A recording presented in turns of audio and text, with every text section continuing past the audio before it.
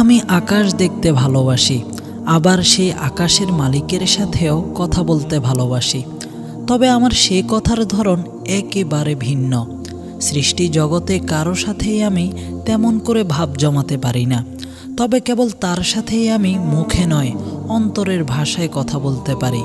এই নগরীর ইমারতগুলোর প্রতি জমেছে আমার বেশ অভিমান। শেষ কবে যে তারকা গুনেছি, মন ভরে পূর্ণিমা ছুঁয়েছি, আর নয়ন ভরে মেঘরাশিগুলো দেখেছি, মনেই নেই।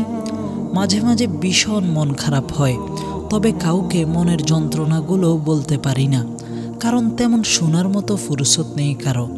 ঠিক তখনই চক্ষু কুঠুরে জমে থাকা নোনা আহ্লাদি জলগুলো বের হতে চাইলে আমি বাত টেনে দিই। তখন জানালার গ্রিলের ফাঁকে দালান কোঠার ভিড়ে ওই আধখানা যে আকাশটুকু দেখা যায়, সেখানে তাকিয়ে নিশ্চুপ হয়ে থাকি। চারদিকে এত শত কোলাহল থাকার পরও এক নীরব স্তব্ধতায় ছেয়ে আসে। আমার অন্তরের প্রতিটি কথা কে যেন খুব যত্ন সহকারে শুনে, আর চুপিসারে বলে, লা তাহজান ইন্নাল্লাহা মা'ানা, তুমি হতাশ হইও না, আল্লাহ আমাদের সাথে আছেন।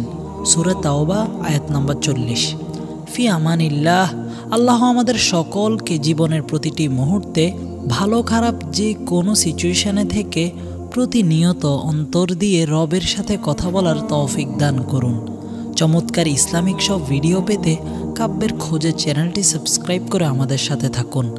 ইনশাআল্লাহ দেখা হচ্ছে নতুন কোনো ভিডিও নিয়ে।